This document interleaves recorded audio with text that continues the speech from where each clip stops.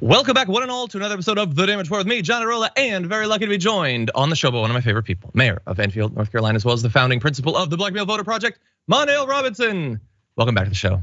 Thank you, sir. It's good to have you. I'm excited to have you here. So everyone out there, I need you to buckle up because we got a lot to talk about, and we've been trying to do a little bit, I don't know, but I'm not gonna go crazy and say a deep dive, but it's not a shallow dive either. It's very much an in the middle dive into a few little like thematic topics. Sometimes I'll like mash up a couple of like state legislative acts or something. So I have an example of that today, and it has to do with Ron DeSantis. I mashed up a few of the troubles that he's facing in his not even yet announced run against Donald Trump. So we're gonna have a little bit of fun with that, including a preview of some of the troubles to come for Ron DeSantis. We also are gonna be talking more than you might think about Disney today, multiple times in the first hour as well as in the aftermath. Disney is all over the news. We're gonna be talking about taxes. What do the patriotic millionaires think should happen when it comes to taxes on the uber wealthy? And of course, it's America, so we've got more completely needless and tragic shootings to cover as well. So a lot obviously going on. We're gonna cap off the hour with Marjorie Greene declaring war on a bunch of the other crazies on the right. And our stance on that is always let them fight. So they're fighting, it's getting pretty brutal, and we're going to be breaking it down. In advance of all that though, if you wouldn't mind hitting the like button and sharing the stream, that would be great so the people know we're live. And if you wanna reach out to us with any tweets, super chats, comments, anything like that, Mondale and I will respond as we go. Particularly insightful or perhaps funny comments might even give you a chance at winning a $100 Blue Apron gift card. So get those comments in. But with all that said, Mondale, are you ready to start the show? Let's do this. Okay, let's do it. Let's do it together. Ron DeSantis isn't even technically running against Donald Trump yet, except he is. He's like literally campaigning in swing states on a weekly basis, hawking the book that someone else wrote for him. And despite the fact that he hasn't announced, behind the scenes, a lot is going on. A lot of truly desperate acts of a guy terrified at what has become of his political futures, including his efforts to stop Florida Republicans from endorsing Donald Trump. Again, remember, he's not even technically running. He's never said that he's definitely going to, and yet they are reaching out to all of these Florida Republicans and be like, please stop endorsing Donald Trump. You're killing me. And so the efforts not working great so far. Byron Donalds has endorsed Donald Trump.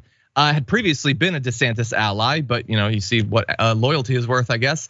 Anna Paulina Luna, Matt Gaetz, and Corey Mills also have endorsed Donald Trump. That's not super surprising, but all of that, by the way, is before we found out about this behind the scenes full court press to get them to back off and not endorse Trump.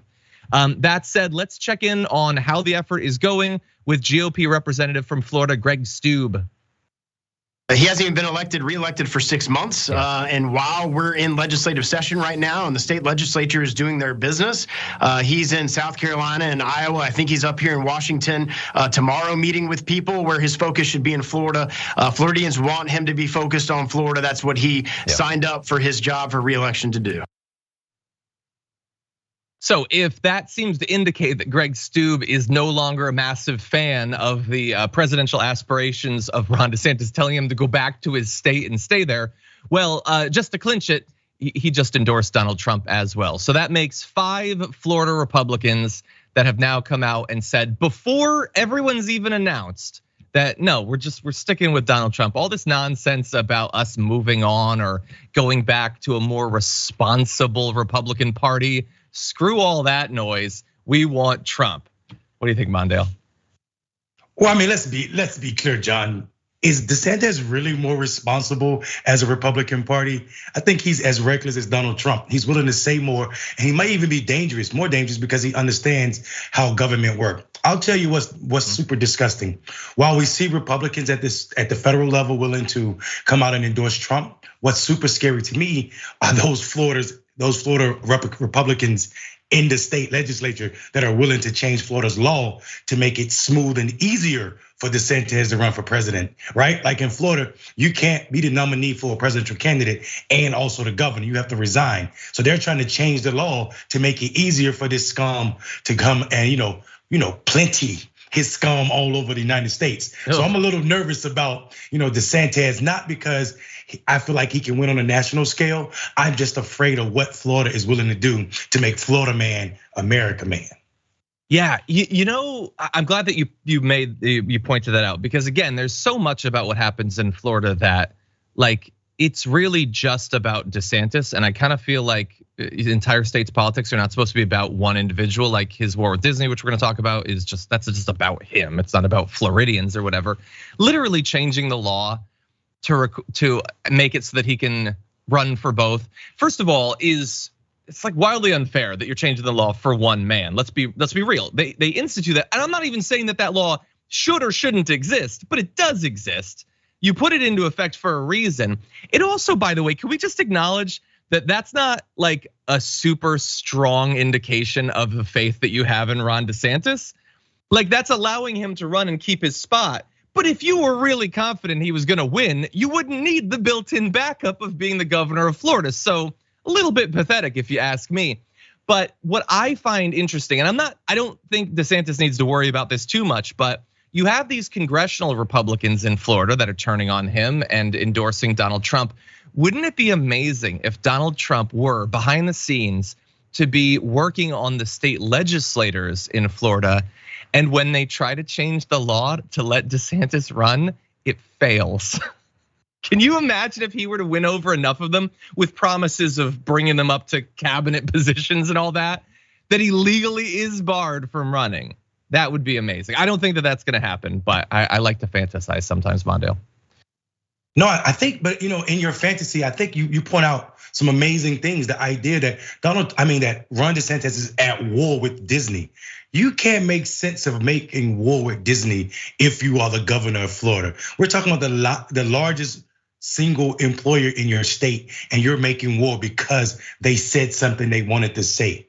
Think about this. We're talking about the Republican Party, free speech party. You can't tell businesses that they can't sell gay people cakes and flowers for their wedding. But now you can tell the mouse who he can and can't represent or protect because he's anti your regressive policy. So I think it's hilarious to see DeSantis and the state legislatures show up in this manner. And like you said, you never know what Trump is trumping. So it may be possible that he could, convince some of these Republicans, hey, this is a sinking sail, and that while DeSantis can win in Florida, all the polls say he cannot win nationally, and it just keeps getting worse for him. Yeah, and by the way, I don't even look.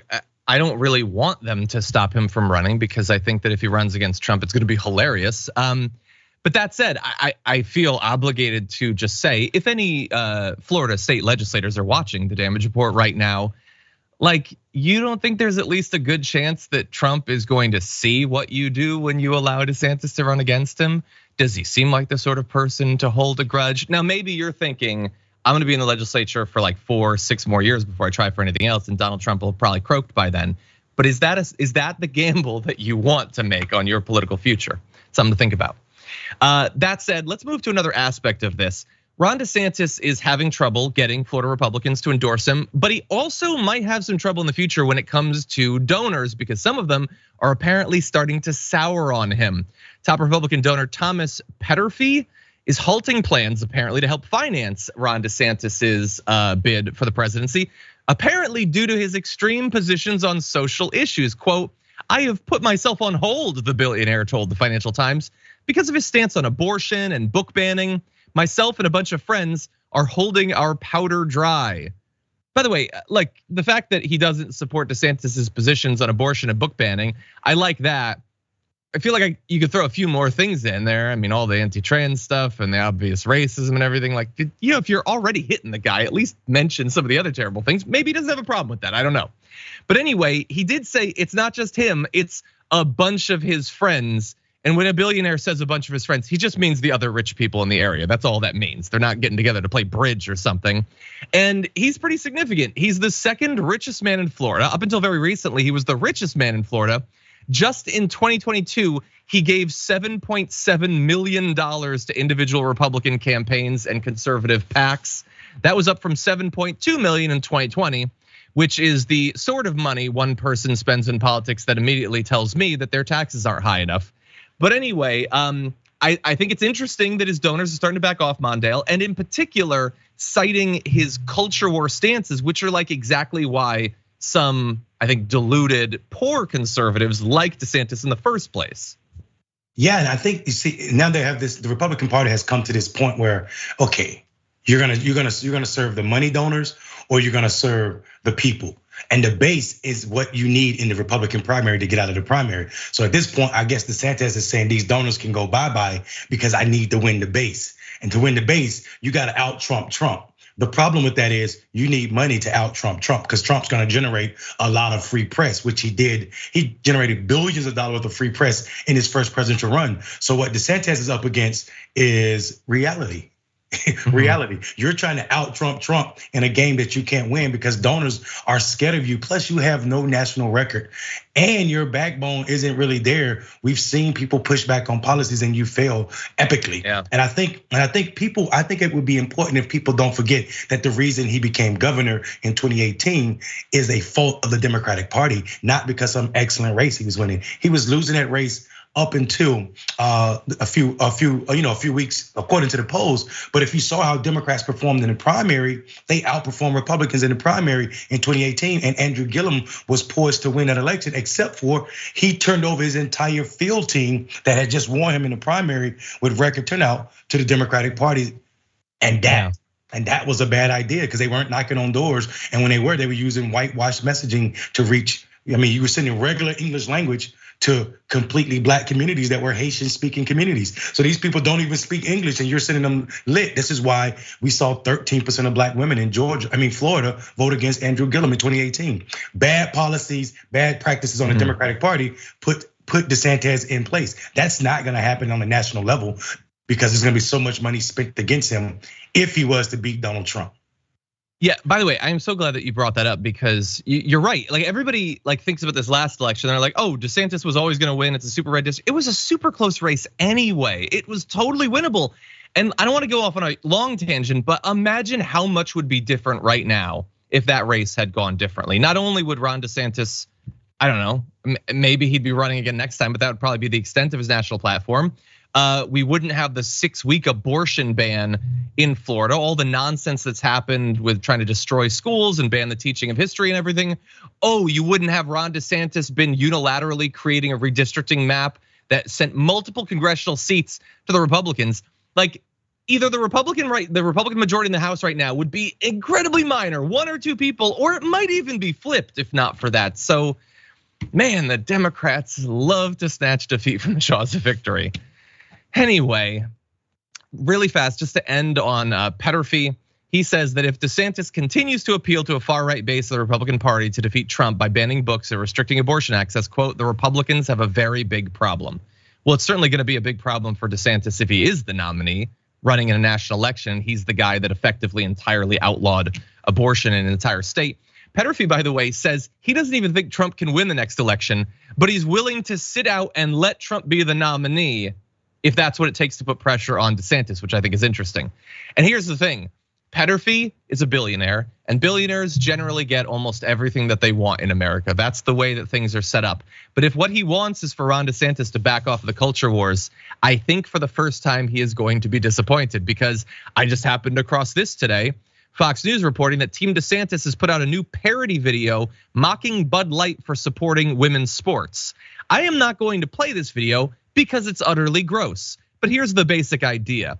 It's titled Real Men of Women's Sports. It parodies the old Real Men of Genius campaign from the company from the late 1990s and early 2000s.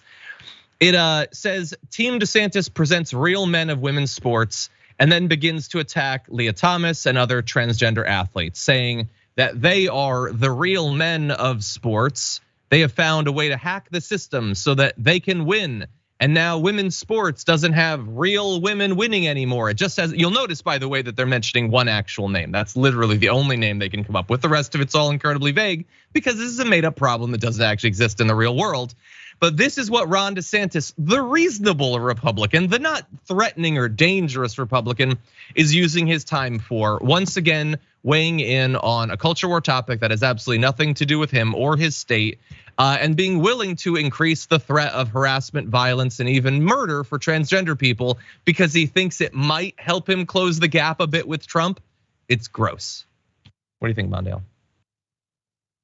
I think you're spot on. I think what's also telling is, listen, let's not disconnect this world from the past world, right? I'm talking about the banning of books and how extreme this really is. This billionaire may not be saying it for a good reason, but it's absolutely devastating. And we should acknowledge that the first time we started banning books, Southerners started believing that that the rebels that fought against the Union, right, the Confederacy, was a lost cause effort. It was a states' rights effort, and not because of slavery. And I mean, this was the power of banning books in the South, throughout the South. United Daughters of Confederacy ran this campaign that was super successful. They created a book list that said to libraries and schools, like, these are the books that you should ban if they say this about rebels, or if they call them rebels, and not if they so all of this has ramifications and it looks the same. And DeSantis is not divorced from this information. He understands the culture war that he's playing, and he's willing to gamble at that because, one, he's raising a ton of money doing this. His super PAC just bought a seven-digit ad spend, and he's not even announced presidency yet. Yeah, so, wow. I mean, this idea that you can mock people, it doesn't matter as long as it's other than white people that you're mocking. And not just white people, those who support and believe in the idea of white supremacy, whiteness. And he's going along with that, even in a state that shouldn't even be, a red state at all. But like I said, like you said, from the lack of effort from people on our side, we allow people like this to be in office. Yeah. We should also mention, John, before we go off this topic, that DeSantis is also the governor that's actually locking people up for voting when his state supposedly gave people with felony conviction the right to vote again, and then are telling these people to register, but locking some of them up because they have felony convictions that are violent or related to violent crimes. That is absolutely voter suppression in the craziest form. 100%. His efforts to disenfranchise people's vote is so ridiculous that even in Florida, when they were going, some of these cops, to lock up people of color for voting, the cops were like, this is ridiculous. You have to be pretty extreme to get the cops to have a problem with it in Florida, and they did. Really fast, before we move on to our last aspect, I also want to mention that Trump has hired a former top DeSantis ally who apparently wants nothing more than to destroy DeSantis now. This is Susie Wiles. I'm gonna keep it real. I don't know anything about her. She's apparently really important to DeSantis in the past. According to Roger Stone, she knows where DeSantis's bodies are buried. I don't know what's gonna come of this, but I am tantalized by it, I will say that.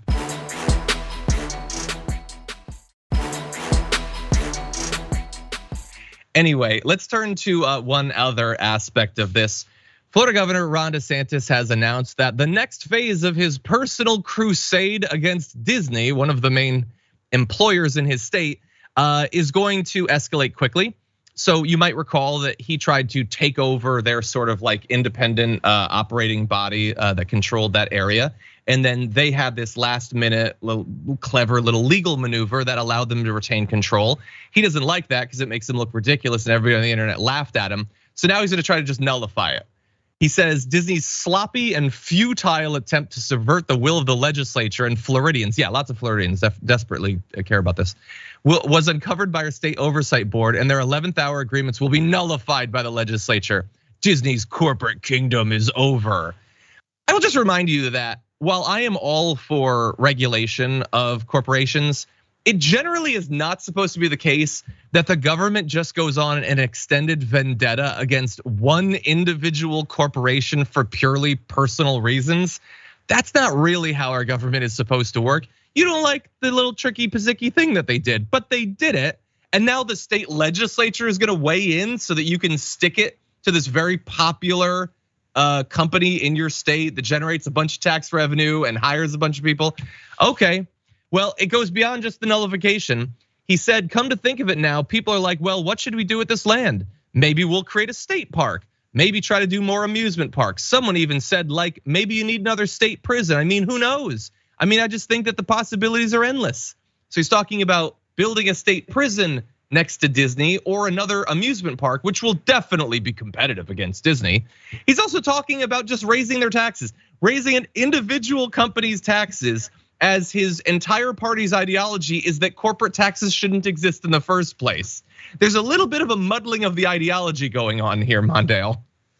Listen, first of all, the statement was nothing but lies, and we'll get to that. Isn't Florida where people go because they don't want to pay income taxes? Isn't that the purpose? Isn't that why so many rich people live in Florida?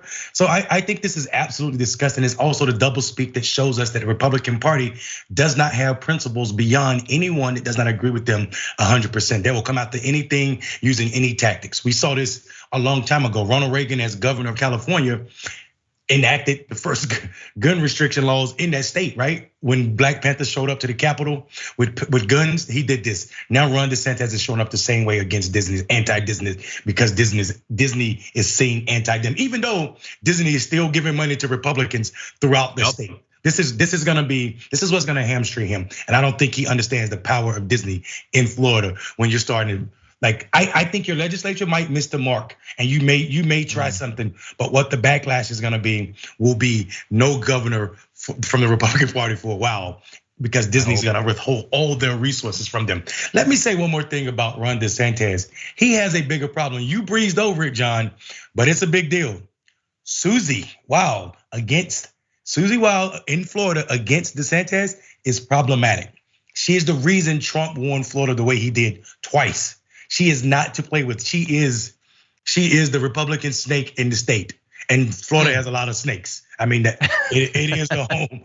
It is the home. But I mean, honestly, this is a powerful lobbyist, a powerful Republican strategist who has relationships not just in Florida, but with donors outside. And I bet you some of these conversations where donors are saying, hold off, or we're holding off, or we're thinking, is all about that. Because she's probably having conversations saying Trump don't care about half the stuff he's saying. He just want to win. Whereas DeSantis is legislating this stuff. And that track record of legislating hate is gonna cause him and the Republican Party any serious conversation or looks on a national scale. So I'm super excited about Susie being over there with Donald Trump. Okay. I'm also happy that DeSantis is at war with the mouse. Yeah. Well, as we're about to get to very briefly, the mouse is striking back. By the way, glad to have you on today because you have that perspective on Susie Wiles. I wasn't personally familiar with her. But here's the issue. So DeSantis trying to stick it to Disney once again. He really thinks that one of these days he's gonna come out of this looking cool. Well, he's got two Disney related hits coming against him. One coming from Donald Trump, who bleated, DeSantis is being absolutely destroyed by Disney. This is this morning, by the way. His original PR plan fizzled, so now he's going back with a new one in order to save face. Disney's next move will be the announcement that no more money will be invested in Florida because of the governor. In fact, they could even announce a slow withdrawal or sale of certain properties or the whole thing. Watch, that would be a killer. In the meantime, this is all so unnecessary, a political stunt. Ron should work on the squatter mess. Trump is 100% right. That's weird. Well, I didn't feel quite right. It is a stunt. Of course, Trump engages in these sorts of stunts constantly. That's all it is. So he's getting hit. By the way, you know what Disney just announced? The first ever Disneyland After Dark Pride Night is coming to Disneyland during Pride Month in June. This separately ticketed event celebrating the first LGBTQIA+ community and allies will have themed entertainment, Disney characters, specialty menu items, and more. Suck it, Puddin' Ron. They didn't say that in the tweet, but I feel like that was the subtext, the subtweet, if you will. Anyway, Mondale, any further thoughts? I love how Trump will call someone out for doing exactly what Trump would do, but it works for him. Like this guy there's no shame with Trump. The fact that he's calling out DeSantis, and let's be honest, this is absolutely spot on. Trump is spot on. This is a political stunt. This idea that you're gonna get rid of Disney or hurt Disney or that Disney's stock is failing is a lie. They're doing wonderful. They're putting out movies that are making more money than ever. And this is just opening up people's idea of the park. People that may have not thought about Disney in June because Florida's too hot will definitely be there for the Pride Night. So I think DeSantis will lose, and Trump is absolutely right. I don't think Disney is gonna pull out of Florida. I think they're just gonna make DeSantis look like an idiot by making more money and being more successful in his state as he waged war on them, and they just continue to ignore him, or as you say, tell him to suck it. 100%. Okay, we're gonna take our first break, everyone. When we come back, we're gonna be talking about some millionaires calling for higher taxes on millionaires. They'll make the case after this.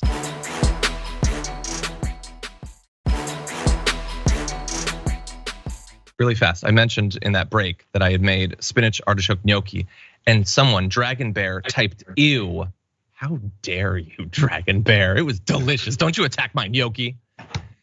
Anyway, with that said, let's turn from gnocchi to taxes, starting with this. 7 out of 10 Americans say our democracy is under dire threat. The number one reason, 86% of those across the partisan spectrum, no difference, Republicans, Democrats, Independents, 86% say the reason is money in politics. Feel like we've been saying that for a little while. What you just saw there was a clip from the Patriotic Millionaires Summit. You might be familiar with this group, but for some time they have come together to try to advocate as people with great economic privilege for tax policy and other policies that don't so singularly advantage the wealthiest people in America. They call themselves Wealthy Americans Leading the Charge to Raise Taxes on the Rich, Fight for a Livable Wage, and Combat Political and Income Inequality. And the speaker that you just saw there was saying that effectively the money in politics gives them incredibly outsized influence over politics. We say outsized. The only real position on politics that matters outside of campaigns. Biden might run as a progressive or whatever because he knows he wants young voters to vote for him. But what they do once they're actually in office has effectively, well, according to Princeton University, it has near zero impact on US law. But there are obviously things affecting the law, and I think that speaker has pointed out what it actually is. It's the actual money in politics and the interests of the wealthy. And they have long advocated for their interests, and they've gotten it. As of right now, the wealthiest Americans pay on average just 3.4% of their income in taxes. The people who can afford it most pay it least. And even when it's not just raw tax policy, you might be shocked at how much things have been set up for them. Even in the area of deductions for charity, here's a little bit more from the summit. When we talk about philanthropy, we really should think about it as a tax issue. For every dollar a billionaire gives to charity, we as taxpayers chip in 74 cents in lost tax revenue. Now, how is this possible? How is this possible? Because billionaires not only are reducing their income tax, they're also reducing their estate taxes, their gift tax, their capital gains tax. So it's a huge subsidy. And the problem is the wealth doesn't just go directly to the charities, but actually huge amounts of it are being diverted into, we call them intermediaries, private foundations, donor advised funds that are essentially controlled by those donors. And those funds can sit parked for generations in these intermediaries. So the donors get an immediate tax reduction the year they give the money, but it can sit for a long time. Exactly. Like I'm sure there's a millionaire that's given some money to charity just out of the goodness of their heart, but often it's for the tax incentives for individuals as well as corporations. By the way, we've previously talked about on the show why it's become so common that when you check out at a CVS, it's asking for you to chip in money to a charity. Like it makes you feel good, I guess, that you've done the charity, but they use that for tax write-offs. Basically, if you want to give the charity, do it independently. Don't do it at the counter because that's it already is cutting the value of the philanthropy. And so there's a lot of issues that are being raised here. I think we can all agree that tax policy has largely been determined by the interests of the wealthy in the past. I'm glad to see them raising the profile of that issue. Mondale, what do you think about all this? Listen, and this is not something I didn't know, but just hearing that again, Bill Gates started the Gates Foundation. And then he could take all of his money and put it in the Bill Gates Foundation that him and his wife were running, and it could just sit there forever. So I am disgusted with the idea that they give 36 cents, really. They're not giving $1, they're giving 36 cents, and we're giving the bulk of that. Poor people are paying for the rich people to get tax breaks. That is absolutely disgusting to me, especially when we see during a time like COVID, during a pandemic, where poverty grew and also their wealth grew. These richest people in America got richer during COVID, while poor people got poorer. And just knowing that they financed that tax breaks on our backs is absolutely disgusting to me, John. So bad. Yeah. 100%. As you point out, that they get the tax breaks, but that also that they get to look cool.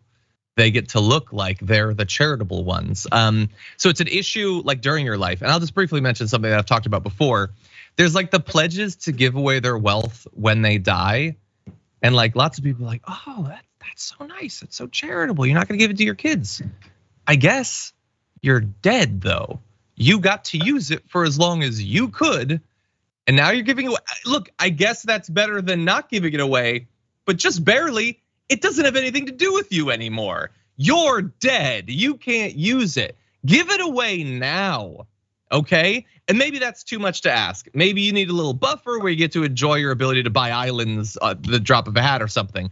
But every minute between now and when you die, the longer you wait, the less I give a damn about your charity, because it doesn't mean anything if it doesn't affect you. It's giving if you've given. Once you're dead, you can't give anymore. Anyway, we have one other topic to get to, and that was raised at the Patriotic Millionaires Summit, and that has to do with private jets. They're still all over the place. They briefly got talked about more during the pandemic, especially when celebrities would use them for like little micro flights and everything. They're still doing all that stuff, just to be clear. Take a look at this. Flying on a private jet is like cocaine.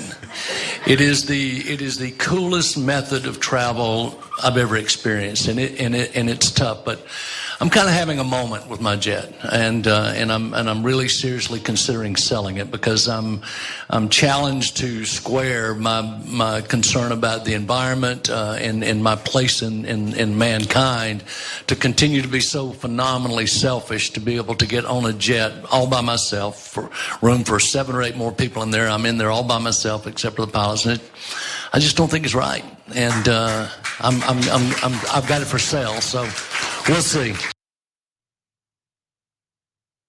Okay, like small amount of credit. Why are people clapping? Like, he still has it. He's still using it. All he said was like, I'm starting to feel like this is a bit too much. And people are like, yes, yeah, no, this is not the end of the movie, slow clap or whatever. The dude's gonna put down the mic, drive his fancy car to the private airport, and get back on the plane. Like, maybe he'll give it up. And look, at least he's talking about it. Most of them don't even want you to know that they're doing all of this, that they're flying from Burbank to LAX or to whatever when they could, be driving. But I don't know. I'm not gonna give a ton of credit for the guy who literally still has the plane, Mondale. What do you think? John, come on, like you didn't think about the environment when you paid that much for the jet? Like right now, like it just hit you at this summit. You just realized what kind of damage you were doing and how selfish you were being. Come on, guys. Like, listen, even if he sells the jet, guess what he's gonna do? He's still gonna lease one because he's not gonna fly commercial. He's not talking about buying a ticket or getting a membership on Southwest. That's not what we're hearing right here. Trust me. Yeah. I have little credit. The fact that he got a round of applause for this is where we are in this country. People are looking and people are really being celebrated for something like you said. This goes back to the charitable thing. You're not being charitable when you're talking about selling or thinking about selling your private jet. Tell us, really, the idea of having or giving away your money when you die makes no sense to me. Okay, you got $56 billion. Keep one. Imagine what change you can make in your life with $55 billion. That's the type of change. This country used to tax people, everything over, I think a couple $1 million was taxed in the 40s at 90%, bro. 90%. And now we're down to 3.4%. That's why our deficit is expanding. This is why we owe so much, and why our social safety net is crashing. Yeah, and they were still getting wealthy, even with those taxes. They were still incentivized to work.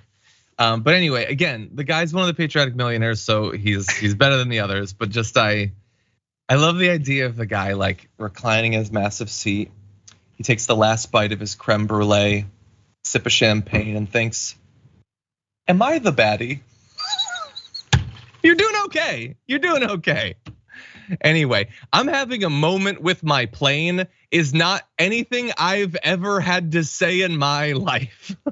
Anyway, with that said, we're gonna jump into this next topic right now. The hour is racing by. The governor of Oklahoma is now seeking the resignation of 4 different county officials after some truly appalling audio recordings have been released of explicitly racist comments being made on the one hand, and then vague allusions to the possibility of murdering journalists as well.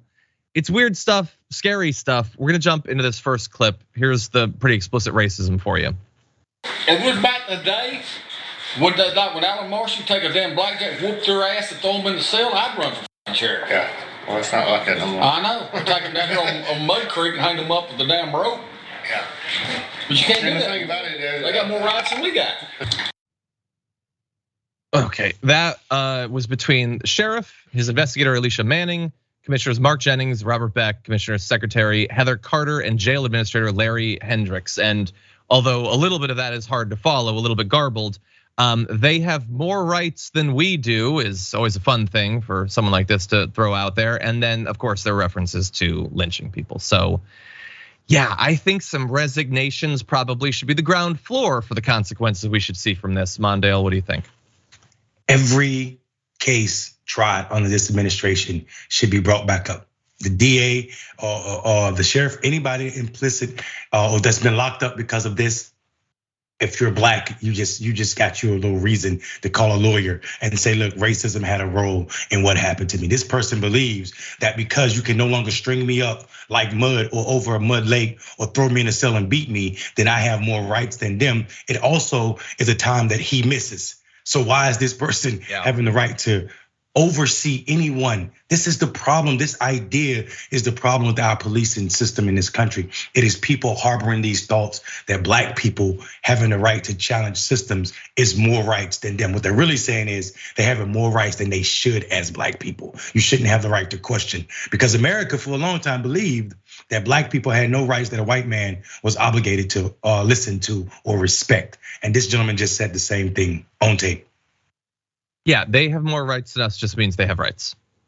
And I hate that. That's unacceptable. Something needs to be done about it.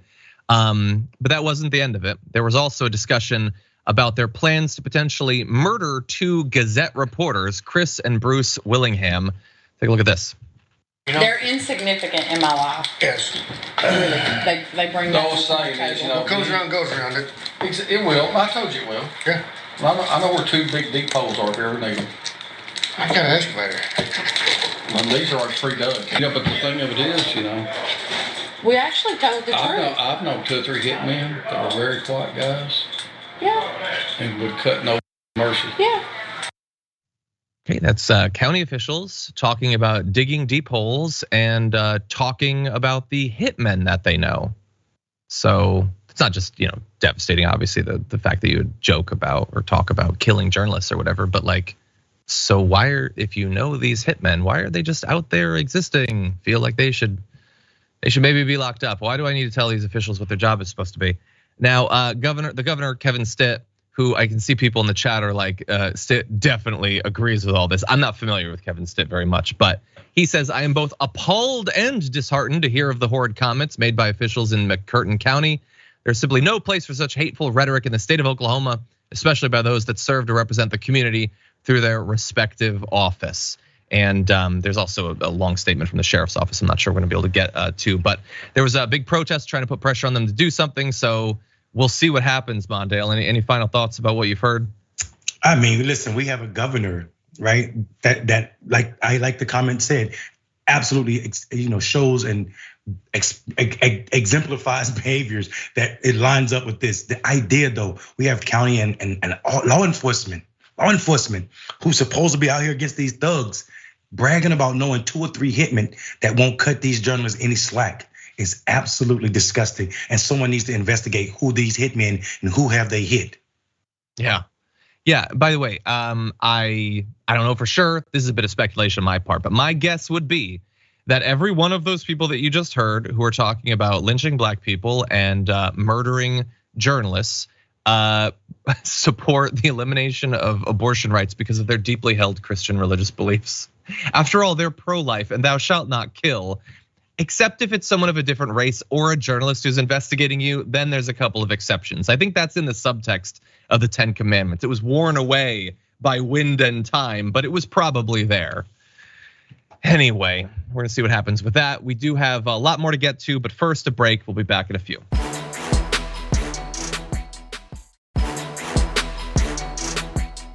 A 20-year-old woman was shot and killed by a homeowner in upstate New York on Saturday after the car she was in accidentally turned into the wrong driveway. And the time it took them to back out and turn around, the guy came out and shot and eventually killed her. Kaylin Gillis is the woman. You can see a photo of her here from a GoFundMe. In America, our health insurance system is such garbage that this sort of thing is necessary. So if you want to give, it is available. Kaylin Gillis was with 3 of her friends trying to find another friend's house in rural Hebron, New York, when they mistakenly pulled up to the house owned by 65-year-old Kevin Monahan. They quickly realized their mistake and were turning the car around when he stepped onto his porch and fired 2 shots, one of which struck Gillis. They had to drive 5 miles to the town of Salem to be able to call 911. The reception wasn't good in that area. CPR was performed, but she was pronounced dead on the scene. One of the sheriffs involved in this says it's a very sad incident involving an innocent young woman. There was clearly no threat from anyone in the vehicle. There was no reason for Monahan to feel threatened.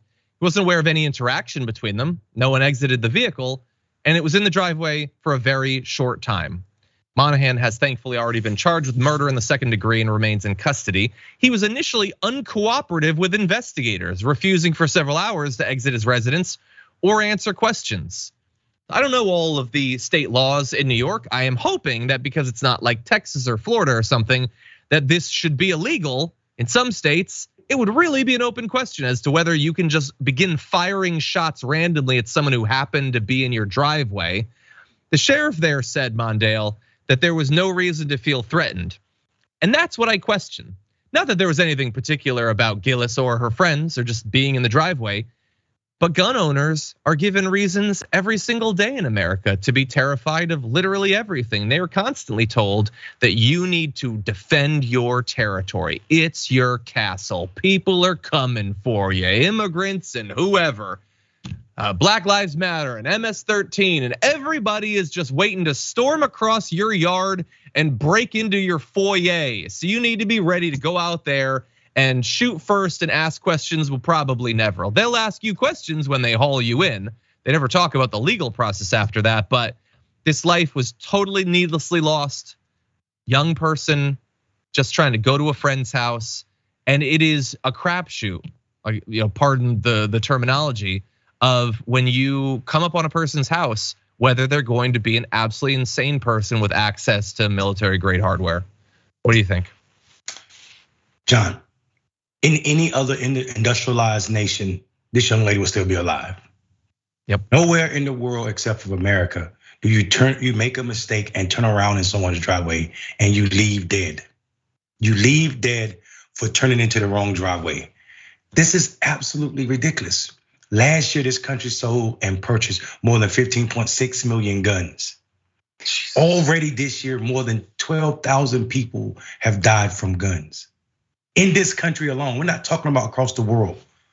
We have a problem that this country is not willing to deal with. And I'm telling you, the idea that they're selling fear to these people with so many guns is absolutely ridiculous. We can almost tell what party people are by how many guns they own. There's studies that show if you are a member of the NRA, 77% are Republicans. If you are a member of NRA, 77+% are white, and they own 5.6 guns each member. We are ridiculously killing people that don't have to die because of the selling of fear to people with this much ammunition. People are killing people for this idea that they feel threatened, and the threat is never there, has never been there, and is not real. It's not grounded in anything other than politicians and people that need to sell guns doing just that, selling themselves and selling guns. They tell us that everyone will be safer if everybody just has a gun. And in case after case, the only thing that turned it into a tragedy was that someone regrettably had a gun. In this case, if that guy had just, let's say that there was never gonna be a world where he wasn't constantly terrified of literally everyone around him. As long as he doesn't have a gun, we don't have a problem. He gets to go through his life being terrified of literally everything, and nobody needs to die. There was that story of the couple that was like walking on the sidewalk outside of someone's house, and the guy got scared and just started firing at them. If only they didn't have a gun, then this wouldn't have happened. We're gonna talk about Ralph Yarl again in a second. If only they didn't have a gun, people would be alive. That was the determining factor. It wasn't the person or their totally needless fear. It was the fact that they had an easy way to kill people from far away.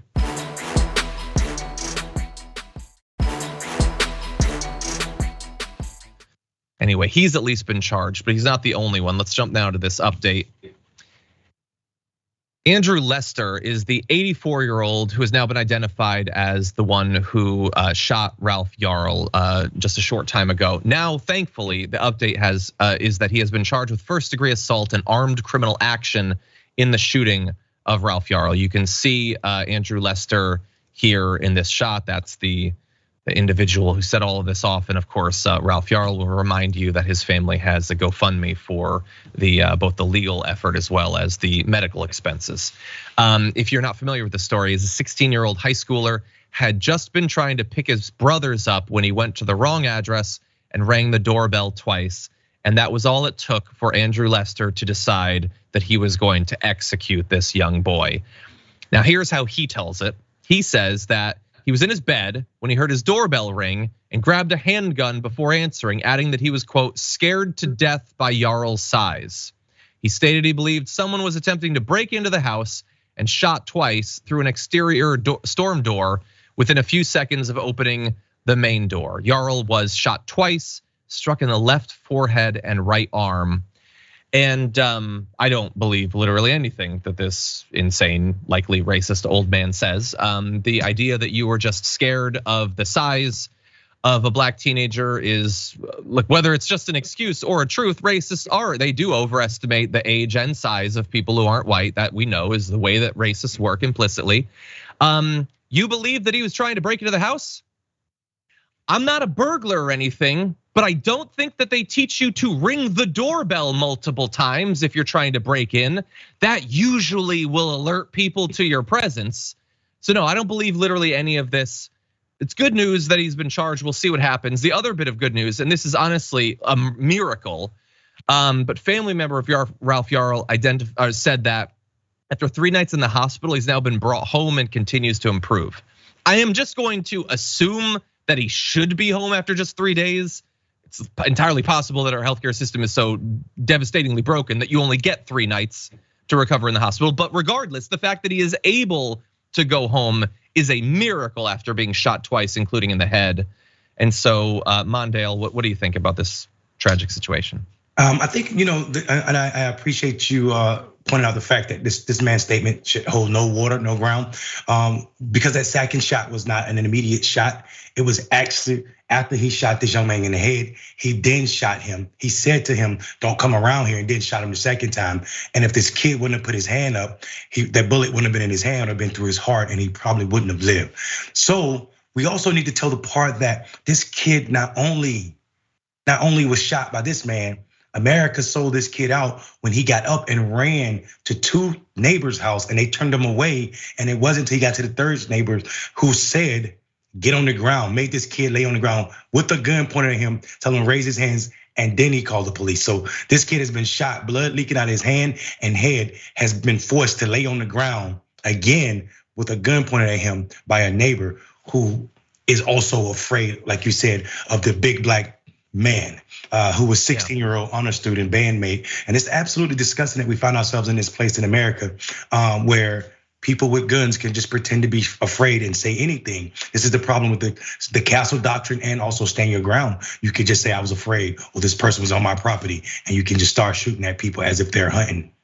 Yeah, I think that, like, there's no, to me at least, I'm only speaking for myself, the idea that your emotional state should determine whether something is legal or not, I think is insane. But even if you believe that there was a context where your fear justifies whatever violence you want, America doesn't get to have that. Not America, where people are trained from birth to be utterly terrified of literally everyone, but especially certain groups constantly. No, you don't get that as an excuse. We'll see what ends up turning up in this. I'm glad, thankfully, that maybe they never were going to do the charges, and it was just the protests that sprang up that caused them to. But either way, that's, I guess, the way that America works. There are charges now. We'll see what ends up happening, and just happy that Ralph somehow survived this terrible violence. With that said, that is unfortunately all the time we have for the first hour of the show. There's a lot more to come in the aftermath though, so everyone don't go anywhere. We'll be right back.